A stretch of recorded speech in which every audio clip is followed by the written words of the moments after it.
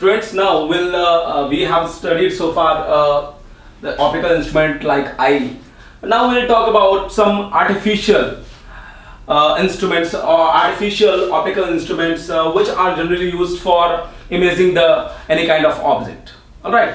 So here, if we want to see a very small tiny particles, if you are very small tiny biomolecules, then what क्योंकि आप उसमें आप visual eyes जो आपके जो normal eyes से उसको आप नहीं देख सकते, because that is not within the range of your eye. So what you have to do to enlarge that small objects, आपको कुछ ऐसे आर्टिफिशियल इंस्ट्रूमेंट्स बनाने पड़ेंगे, ऑप्टिकल इंस्ट्रूमेंट्स बनाने पड़ेंगे जो उसके ऑब्जेक्ट की एक मैग्नीफाइड इमेज दें, किसी भी टाइनी ऑब्जेक्ट की एक मैग्नीफाइड इमेज दे जिसको, और क्योंकि डेफिनेट सी बात है कि वो ऑब्जेक्ट बड़ा तो हो नहीं जाएगा, that will be a virtual image. ठीक है, तो यदि मैग्नीफाइड इमेज मिल रही है that means definitely it will be a virtual image. ठीक है, तो यहाँ पे हमने एक सिंपल माइक्रोस्कोप की यहाँ बात कर रहा हूँ जिसको यूज किया जाता है किसी भी स्मॉल टाइनी पार्टिकल्स को एनलार्ज फॉर्म में, मैग्नीफाइड फॉर्म में देखने के लिए. क्लियर? तो यदि सपोज करिए हमने कोई लेंस रखा नहीं यहाँ पे, सिर्फ नॉर्मल आई से यदि हम देखें तो इट विल बी ये theta naught is very small angle forming, है ना, क्योंकि साइज जितनी छोटी है उतना एंगल फॉर्मेशन क्या होगा. मैंने अभी इसके पहले जो लेक्चर्स बताए हैं आपको नॉर्मल आइज के लिए कि जब कैसे आपको कोई भी इमेज बड़ी दिखती है या फिर छोटी दिखती है depending on the angle, angle का ऐसा फॉर्मेशन होता है आइज में, ये वाला एंगल. ठीक है, उसके ऊपर डिपेंड करता है कि आपको कितनी लार्ज इमेज दिखेगी या फिर, है ना, छोटी इमेज दिखेगी. तो यदि हमने यहाँ पे कोई लेंस रखा नहीं है सपोज करिए, तो आपका जो नॉर्मल 10 थीटा नॉट, यहाँ पे मैंने थीटा नॉट इसलिए लिखा है, यहाँ पे एक चीज और लिख दीजिए आप, 10 theta nought, that is approximately equals to theta nought, approximation use कर रहे हैं. So theta nought equals to h by d. This h, यदि ये h यहाँ पे होता at this pn least distance of distinct vision, ठीक है, यदि यहाँ पे कोई आपका क्या नहीं होता, ये कॉन्वेक्स लेंस नहीं होता, कोई भी लेंस नहीं होता, तो यहाँ पे आपका जो नॉर्मली यदि आप आई से देखते तो h बाय d. ठीक है, h बाय d आपका ओरिजिनल ऑब्जेक्ट ये है. ठीक है, तो ये ऑब्जेक्ट कहीं पे यहाँ पे होता pn किसी भी least distance of distinct vision से. So now if you have put any lens like convex lens, so what is going to happen, that is very important thing. और आपने convex lens के properties, आपको मैंने lens के combinations पढ़ा चुका है, लेंस के फॉर्मूला बता चुका है कैसे इमेज फॉर्मेशन होता है, कैसे कब आपके, है ना, रियल इमेज या फिर इरेक्ट इमेज या फिर आपको वर्चुअल इमेज मिलेगी, आपको उसको थोड़ा आप रिवाइज करिए. ठीक है, तो हमने यहाँ पे एक लेंस रखा, तो और इस जो ऑब्जेक्ट को उसके पास रखा, ठीक है, उसके फोकल लेंथ के पास रखा. ठीक है, एक बात ध्यान रखिएगा, कभी भी आप ऑब्जेक्ट को यहाँ पे रखेंगे तो एग्जैक्टली आप फोकस पे नहीं रखेंगे, otherwise you will get an image at infinity. Clear? तो आपको एक चीज ध्यान रखना है कि आप जब भी ऑब्जेक्ट रखोगे that will be with in the focus, that will be the with in the focus of the lens. Clear? So this is the focal length, so you have put any object within this focal length. all right, so now this angle theta and theta, यहाँ पे angle formation होगा कुछ यहाँ पे इस convex lens में, यहाँ पे एंगल फॉर्मेशन होगा और यहाँ पे एक पैरेलल रे जाएगी, वो भी रिफ्रैक्ट होगी इसके ऑप्टिकल एक्सिस से, है ना. तो उसके बाद क्या होगा, इस आई लेंस जो है आपका आई जो है ना, आई पीस जो है, तो इसमें किस तरीके का एंगल फॉर्मेशन होगा, that is very important. And that is basically because you can see these are exactly the parallel rays, these are acting as parallel rays, so definitely the angle formation here and here will not make any much difference. Clear? So approximately theta dash is approximately equals to theta. Clear? So remember one thing, that this angle and this angle are not very different angles. All right, so if you have this intersection, यहाँ पे आप line वगैरह थोड़ा और सही से बना लीजिएगा क्योंकि नॉर्मल हाथ से आपको बना नहीं सकते आप इतना अच्छे से. ठीक है, तो यहाँ पे आप इंटरसेक्शन हो रहा है. इफ यू प्लॉट दिस, है ना, like this, so you will find that at any point this pn you will have a magnified image of the object. आपका ऑब्जेक्ट यहाँ पे रखा हुआ है, लेकिन आपको इमेज इस कॉन्वेक्स लेंस की वजह से आपको इमेज कहाँ पे मिल रही है, इस पॉइंट पे मिल रही है. and that is magnified image. So if you write as theta dash, यहाँ पे मैंने लिखा देखिए approximately equals to theta, and that is going to be h divided by f, h divided by this f focal length, है ना. यदि आप exactly focus पे रखोगे तो you will get a magnified image but at infinity.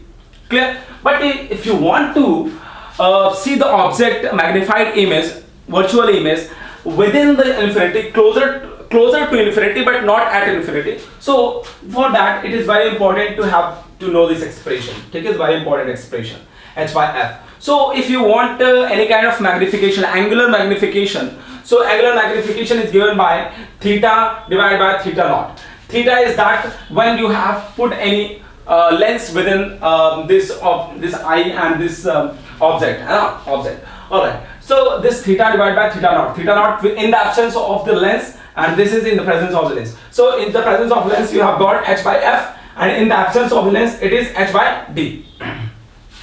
So you can easily see that it will become, as h cancel हो जाएगा, it will be d by f, है ना. तो आपको एक m theta की जो वैल्यू मिली, that is this value, d by f. So you can easily see this f has a special significance in determining this angular magnification. If your f is very large, you are going to get a very least magnification, angular magnification. So it is very important to have this focal length of this lens very small as much as possible. If you as per your requirement to see the object, तो आप इसकी focal length आप decide करोगे ना, इस जो convex lens आपने जो इसको पुट किया है इन बिटवीन, तो that will actually determine the this value, है ना. मैग्निफिकेशन आपका कितना होएगा, कितना आपको मैग्नीफाइड इमेज मिलेगा. लेकिन ध्यान रखिएगा वर्चुअल इमेज में मिलते हैं आपको जब भी आप ये कॉन्वेक्स लेंस यूज करते हो. Clear? So you got an expression for the angular magnification, that is m theta is equals to d by f, that is angular magnification. So what about the linear magnification? Linear magnification is nothing, you have studied this formula, that is v upon u or h dash divided by h, है ना, कि h dash is the image and it is object height. ठीक है. So it is also write as u v upon u. So you know the value of the lens formula का आपको पता है. यदि आपने lens रखा है यहाँ पे बीच में तो definitely you have to use the lens formula. So 1 upon u is equals to 1 upon v minus 1 upon f. So when you put the value of this 1 upon u, that will be 1 upon v minus 1 upon f. And when you multiply this and use the sign convention, because your object is on the negative x-axis, so definitely your focus definitely sign convention जब आप use करोगे तो आपका जो ये image formation हो रहा है that is taken to be the negative. ठीक है. साइन कन्वेंशन यहाँ पे आप ध्यान रखिएगा, साइन कन्वेंशन यूज कर रहा हूं मैं यहाँ पे, है ना, वेरी इंपॉर्टेंट थिंग. तो यहाँ पे हमने क्या किया, इसको मल्टीप्लाई किया तो यहाँ पे ये v से v कैंसिल हो जाएगा, minus v upon f. When you put this with the sign convention तो it will be negative sign, so it will be 1 plus v upon f. Very simple. So now this v is at least distance of distinct vision. This, है ना, ये जो distance है pn, मैंने आपको near point और far point का concept समझाया था. तो this is the near point at which you are getting a magnified image. That is the at least distance of distinct vision. So v is equals to d. Clear? So 1 plus d by f approximately. So when the eye is focused to infinity, suppose करिए आपका जो object है, देखिए when the eye is focused to infinity, यदि आपका आई infinity पे यदि focus कराओ तो क्या हो जाएगा, u is equals to f and theta is equal to theta dash divided by h by is equals to h by f for small theta. ठीक है, इतना समझ में आ गया. सो नाउ यहां ध्यान रखिएगा, यदि आप इंफिनिटी पे इमेज को फोकस कराना चाहते हो दोस्तों, तो you have to put this u, that means आपको इस h जो आपको ये हाइट दिख रही है किसी भी ऑब्जेक्ट की, you have to put at this focus. I already told you this thing. All right, very important concept. तो इसीलिए हमको, क्योंकि इंफिनिटी में तो देखना नहीं है ना, क्योंकि आपको दिखेगा भी नहीं. ठीक है, तो आप क्या करोगे, फोकस से हमेशा एक बात ध्यान रखिएगा, फोकस के आप थोड़ा पहले आप उसको रखोगे. ठीक है, आप अपने ऑब्जेक्ट को, तो that will be closer to infinity but it will be at least distance of distinct vision, so you can see that. So now for small theta. So if m theta is equals to d by f, that you approximately you can write this. So m theta is equals to d by f. Yeah, this angular magnification. So if you want to see that what much amount of the magnification has happened, if we take some sample values, if we take this d equals to 25, generally normal eyes की हम least distance of distinct vision की बात करते हैं, तो उस case में it will B 25 centimetre. और यदि हम इस फोकस को जो मान रहे हैं that is taken to be 3 centimetre, यदि हम इस जो लेंस को हमने रखा है यहाँ पे कॉन्वेक्स लेंस को, यदि इसको हम 3 सेंटीमीटर अप्रोक्सीमेटली अज्यूम करें, so it is going to give us this much value approximately. This is 8 to 9 centimeter. So if you can see this, that only magnification of 8 to 9 times of the real object. मतलब यदि आपका 1 centimetre का object रखा हुआ है तो it will give you 8 centimetre magnified image but virtual image. So sometimes it is not sufficient to see any object, very tiny objects, है ना. तो और भी ज्यादा मैग्नीफाइड करने के लिए हमको इमेजेस को क्या करना पड़ेगा, एक नया टाइप का हमको इंस्ट्रूमेंट बनाना पड़ेगा, optical instrument, that will be called the compound microscope. Students clear? तो यहाँ पे जो हमने एक सिंगल लेंस को पुट किया है बीच में इस आई और दिस ऑब्जेक्ट के बीच में, so this is not very much sufficient to determine a very enlarge and virtual and magnified image of the object, but it is just 8.3 to 9 centimetres lie, है ना. जनरली 8 to 9 सेंटीमीटर्स तक magnified कर पाता है. तो यदि आपका 1 centimetre का ऑब्जेक्ट है तो मतलब कि 8 to 9 टाइम्स इतना समझिए, depending on the focal length of this lens. So but it is not sufficient, so we have to go for other kind of instruments so that we can easily see any very tiny object in a very large enlarged magnified form. Students, now we are going to discuss our most interesting topic, that is compound microscope. After dealing with the simple microscope, I already told you one thing, that why we need a compound microscope. हमको क्योंकि large magnification चाहिए, कोई भी image को हमको और ज्यादा magnified form में देखना है ना, इसलिए हमको यहाँ पे कंपाउंड माइक्रोस्कोप की जरूरत पड़ी. तो इसमें ऐसा क्या स्पेशल फीचर है जो कि सिंपल माइक्रोस्कोप में नहीं है. यहाँ पे एक लेंस को और इंसर्ट किया जाता है दोस्तों, देखिए आप. तो यहाँ पे देखिए यहाँ पे एक लेंस और इंसर्ट कराया गया. यहाँ पे इसके पहले आप देखेंगे पूरा that is totally based on the simple microscope, but as you put this one more lens of the smaller focal length, I will tell you why we need a smaller focal length over here. So first let us suppose this be the focal length of this first lens and this is your second lens. Clear? So I have drawn a separate functioning of these two lenses. ठीक है, तो मैंने first lens का ये आपको दिखाया कि किस तरीके से काम करेगा, और ये सेकेंड वाले लेंस का जो सिंपल माइक्रोस्कोप में जिस तरीके से आपको का डायग्राम था एज इट इज वैसे ही आपको दिखेगा यहाँ पे. ठीक है, तो सबसे पहले बात ये समझना है आपने को कि ये फर्स्ट लेंस का क्या रोल है यहाँ पे. ठीक है, तो फर्स्ट लेंस जो हमने यहाँ इंसर्ट किया है, इसकी फोकल लेंथ क्या है, क्योंकि इधर भी होगी फोकल लेंथ और इधर भी होगी. ठीक है, सो f1 f2. So very important thing, so if any parallel रे कम्स, है ना, सपोज करिए कोई ऑब्जेक्ट यहाँ पे रखा हुआ है, कोई टाइनी स्मॉल ऑब्जेक्ट रखा हुआ है, उससे रेस एमिट होंगी. सो रेस क्योंकि हमको पता है चीज की, especially in the case of the artificial optical instruments, we require only 2 rays to determine the image of any object. Clear? If we have chosen 2 rays, one parallel ray and one this line which is coming from the optical axis, ठीक है, तो optic centre, तो यहाँ से exactly आपको यहाँ पे एक inverted image मिलेगी. If this is your image, this is your object, so it will form an inverted image over here. Clear? इतना तो आपको पता है ना कि किस तरीके से inverted image फॉर्म करता है ना. So ठीक है, so now this image which has been obtained with the help of this first lens will be used as an objective for this second lens. तो ये जो आपको यहाँ पे inverted image मिल रही है दोस्तों, तो यहाँ पे आप देख पा रहे हो ये जो image मिले, that is this image. All right, so that is acting as an object for this second, है ना. So now and you can see here that हम क्या चाहेंगे कि हमारा कोई ऑब्जेक्ट जैसा है वैसे दिखे. अब यदि आपको पेन ऐसा है, आपका पेन ऐसा है और यदि आपको दिखे ऐसा, यदि मैं खड़ा हूं ऐसा, मैं इसका उल्टा दिखूं अपने आप को, तो कैसा लगेगा? बेकार लगेगा ना। तो एग्जैक्टली वही है कि कोई ऑब्जेक्ट है, हम उसको मैग्नीफाइड फॉर्म में देखना चाहते हैं, लेकिन वैसा ही जैसे वो स्मॉल फीचर में है वैसे ही वो लार्ज फीचर में दिखे, ठीक है, लेकिन उसका ओरिएंटेशन ना चेंज हो जाए, उल्टा सीधा ना दिखने लगे। इसकी वजह से आपको ध्यान रखना पड़ेगा कि आपको very important thing to notice. तो यहाँ पे आपने देखा कि फर्स्ट का जो फंक्शनिंग है एंगुलर मैग्निफिकेशन करेगा। ये कैसा मैग्निफिकेशन करेगा? मैग्निफिकेशन का फॉर्मूला पता है दोस्तों हमको, h dash divided by h, alright, so h dash divided by h, okay. So now this is f2b, this is your f2b, है ना, और यहाँ पे जो h का है that is f2, this is h, this is h and this is f0, ठीक है, डेफिनेटली इट इज f0।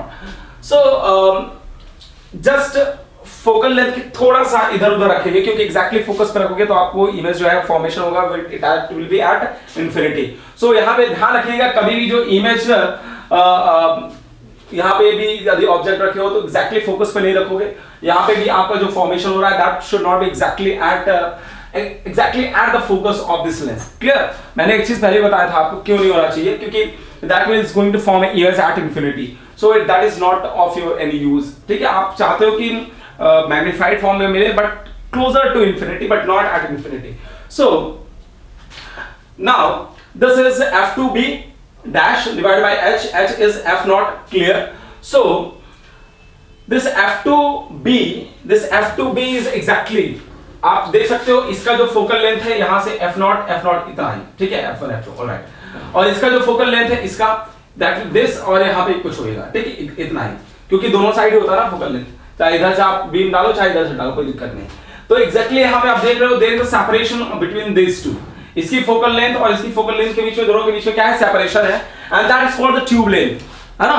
तो यहाँ पे एक ट्यूब, क्योंकि यदि आप इसका स्ट्रक्चरल फॉर्म देखेंगे तो दैट विल बी, जो पार्ट होगा that will be the tube length, clear? So यहाँ पे जो f2b है that is equals to this f2b, यहाँ पे जो f2b जो होगा ये पार्ट है that is equals to l, so m is equals to क्या हो जाएगा? l by f0। Very important concept. तो आपको एक चीज यहाँ पे देख रहे हो कि जो एंगुलर मैग्निफिकेशन है because of first lens that is l by f0, l by f0, clear?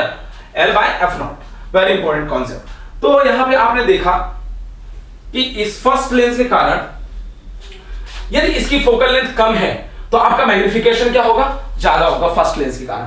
तो इसीलिए हमको यहाँ पे एक कॉन्सेप्ट रखना है कि आप इसको जो फोकल लेंथ है वो कम से कम रहे, क्लियर? तो हमको क्या मिलेगा? एक मैग्नीफाइड फॉर्म में इमेज, यहाँ पे इन्वर्टेड इमेज मिलेगी। सो now this is again what is happening, and as we talked earlier in the simple microscope, exactly the same situation here. Your image is lying within, this image formed by this first lens will act as an objective for this second lens. So after striking, देखिए यहाँ से जो rays निकलेंगी that will be like this, and they will form an image over here. They will form an image over here. ठीक है? तो exactly आपको यहाँ पे एक इमेज यहाँ पे दिखाई देगी, ठीक है? That is of the same situation that हमने सिंपल माइक्रोस्कोप में बताया था, उसको आप समझेंगे तो आपको ये वाला मामला पूरा समझ में आ जाएगा, ठीक है? तो आपको यहाँ पे एक मैग्नीफाइड फॉर्म में इमेज मिली, लेकिन कितनी मैग्नीफाइड मिली फॉर्म में? चलिए इसको आपको थोड़ा और कंबाइंड फॉर्म में आप देख रहे हो तो इसका भी मैग्नीफिकेशन और इसका मैग्नीफिकेशन दोनों का क्या हो जाएगा? मल्टीप्लाई हो जाएगा, तो ME/MD, ठीक है? और आपका सिंपल माइक्रोस्कोप का मैंने समझा दिया है कि यदि this is eye piece, so simple microscope के केस में क्या होता था? D/FE, एंगुलर मैग्निफिकेशन पहले देखिए इसका, तो एंगुलर मैग्निफिकेशन उसमें निकाला था D/FE।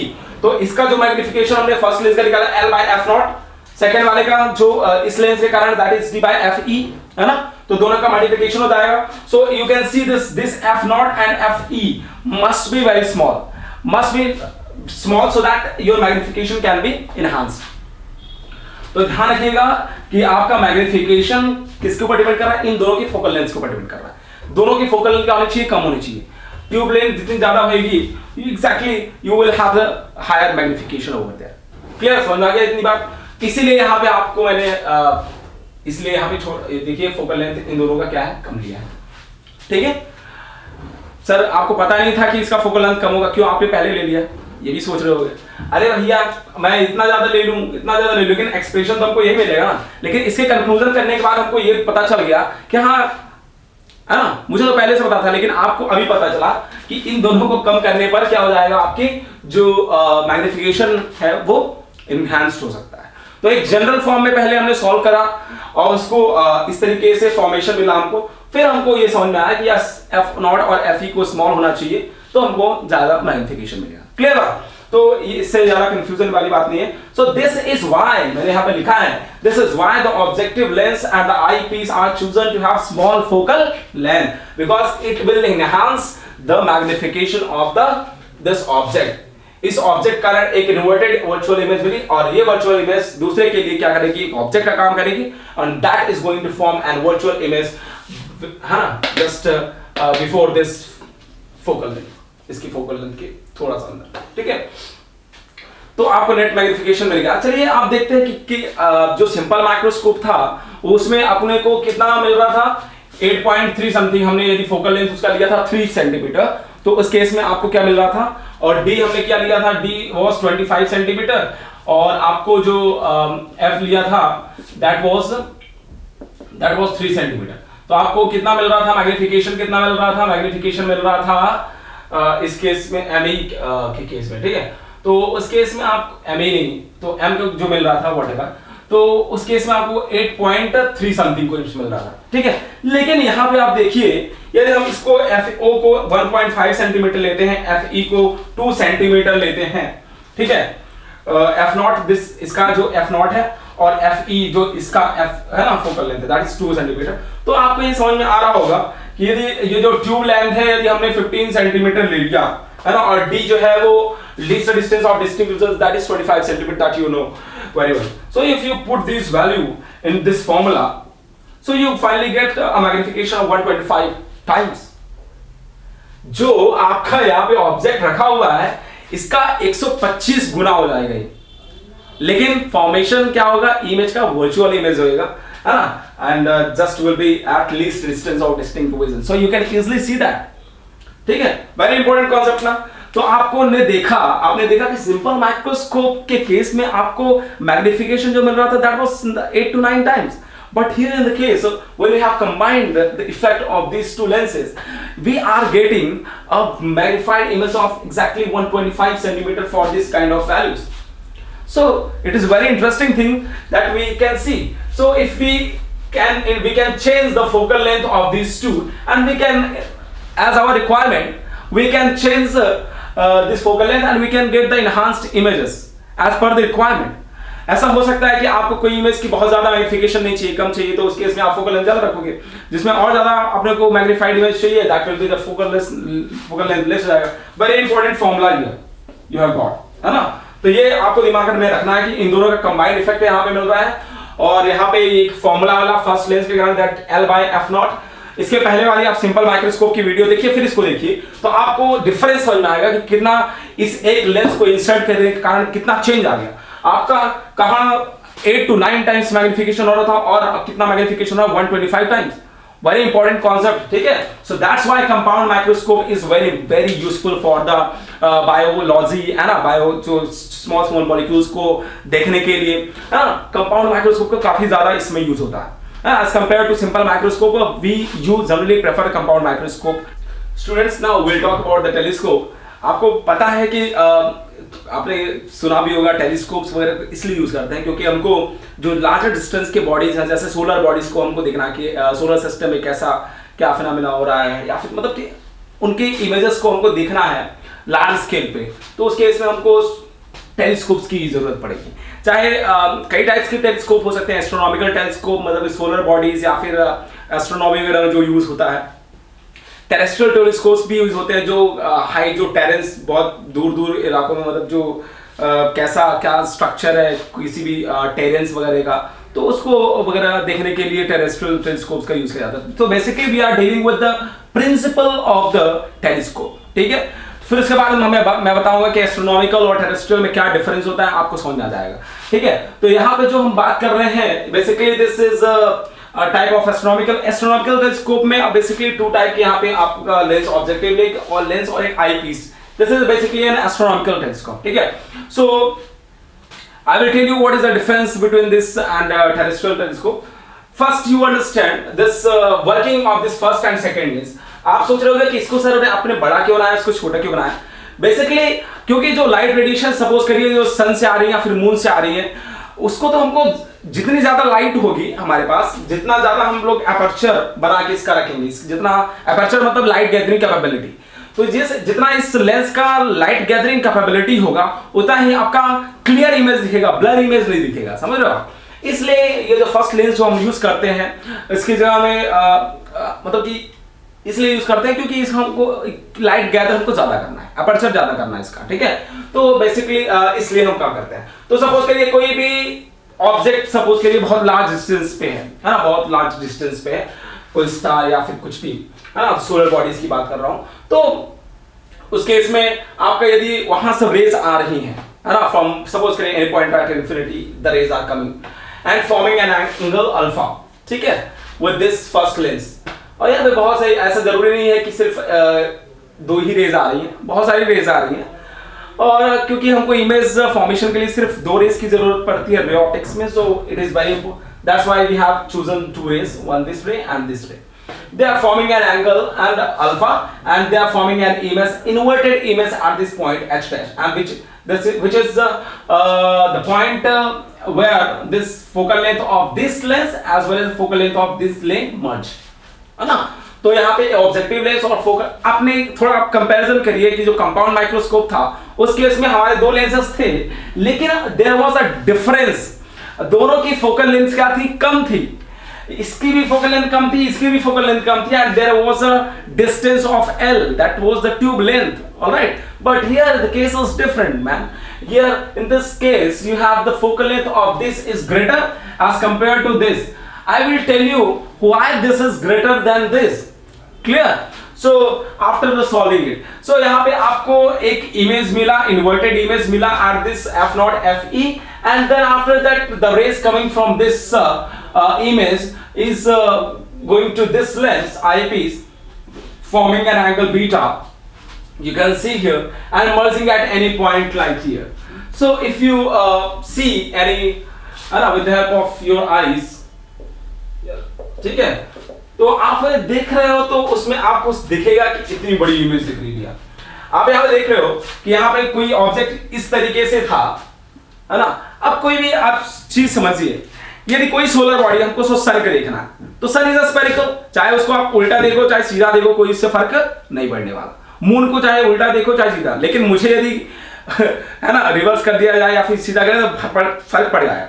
लेकिन कोई भी सोलर बॉडी है, अर्थ है, मून है या फिर कोई भी है ना, तो उस केस में आपको फर्क नहीं पड़ेगा क्योंकि वो that is a spherical in shape, है ना। तो आप उसको कैसे भी ग्लोब को कैसे भी इधर उधर करो, कोई उसको फर्क नहीं पड़ेगा, ठीक है। तो it's very important to understand. इसलिए यहाँ पे आपको इन्वर्टेड इमेज यदि मिल रही है तो it hasn't any much significance कि हमको एकदम इरेक्ट इमेज ही चाहिए, ऐसा जरूरी नहीं, क्योंकि यहाँ पे जरूरत भी नहीं है हमको, एस्ट्रोनॉमिकल पर्पसेस के लिए इसकी जरूरत भी नहीं है, ठीक है। लेकिन टेरेस्ट्रियल टेलीस्कोप की जहाँ पे बात आ जाएगी, आप यदि कोई टेरेंस वगैरह को देखना चाहते हो, कोई भी दूर की बॉडी को देखना चाहते हो, यदि वो बॉडी ऐसी है तो आप तो ऐसा देखना तो पसंद नहीं करोगे ना, है ना। यदि कोई फोटो ऐसी है और कोई भी बॉडी ऐसी है, आपको फोटो ऐसी मिले तो कैसे आपको लगेगा, अच्छा नहीं लगेगा ना। तो आपको यदि बॉडी ऐसी है तो आपको ऐसे ही ऑब्जेक्ट चाहिए, और लेकिन कोई भी स्फेरिकल शेप का कोई सोलर सिस्टम का कोई बॉडी है, यहाँ पे उसको इरेक्ट इमेज मिले या फिर है ना इन्वर्टेड इमेज मिले, उससे कोई फर्क नहीं पड़ेगा, ठीक है। तो हमने कोई स्फेरिकल बॉडी सपोज करिए, मून कर लिया या फिर सन कर लिया, वहां से रेज आ रही है, इससे टकराने के बाद यहाँ पे एक इमेज फॉर्मेशन कर रही है, इन्वर्टेड इमेज, और फिर ये इन्वर्टेड इमेज यहाँ पे भी फिर एग्जैक्टली यहाँ पे एक फॉर्मेशन कर रही है, जस्ट लाइक दिस, क्लियर। सो जैसी इमेज यहाँ पे थी वैसी इमेज यहाँ पे आपको मिलेगी, लेकिन एकदम मैग्नीफाइड फॉर्म में मिलेगी, एकदम लार्ज, है ना।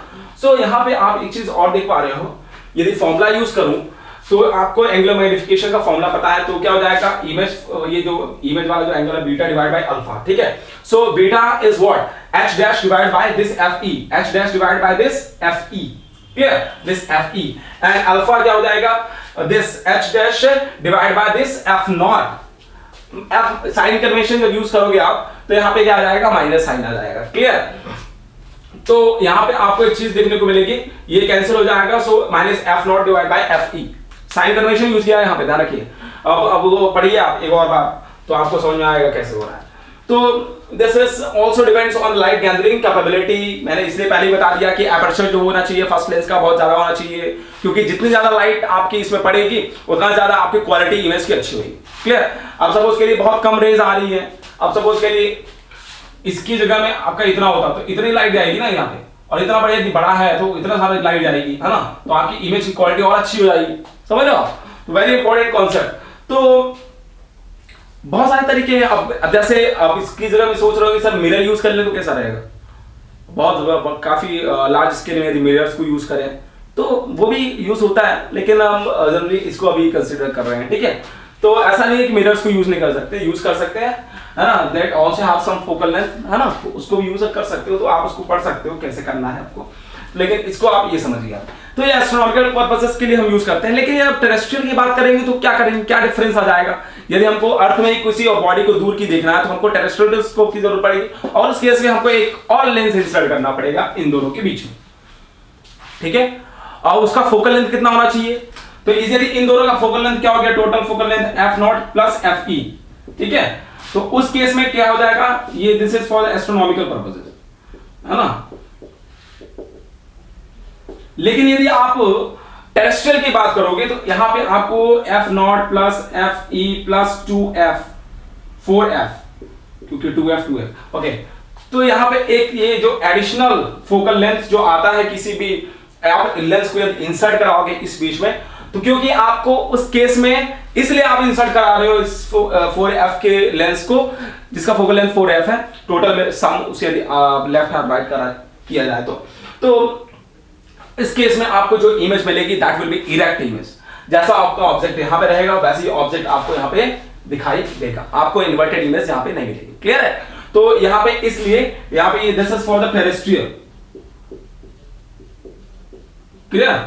तो ये टेरेस्ट्रियल टेलीस्कोप में एक यही डिफरेंस होता है और एस्ट्रोनॉमिकल डिफरेंस, कि यहां पे टेरेस्ट्रियल में एक और इसमें लेंस फिट किया जाता है जिसका फोकल लेंथ 4f होता है, और जो कि इस इमेज को क्या कर देगा, वो इरेक्ट इमेज कर देगा, है ना, इरेक्ट इमेज कर देगा। सो आप इजीली दूर की चीजें अर्थ में देख सकते हो, है ना, उस केस में। लेकिन यहाँ की जो केस है something different from the compound microscope. यहाँ पे जो फोकल लेंथ आपको मिल रहा है F not plus F E, and this is what we are seeing, and in the case of जब कंपाउंड माइक्रोस्कोप पढ़ रहे थे वहां पे जो डिस्टेंस था, सेपरेशन था, इसका भी फोकल लेंथ कम था, इसका भी फोकल लेंथ कम था, है ना, और ट्यूब लेंथ थी L। आप देखिए उसको पहले, है ना, बहुत अच्छा डिफरेंस हो जाएगा आपको।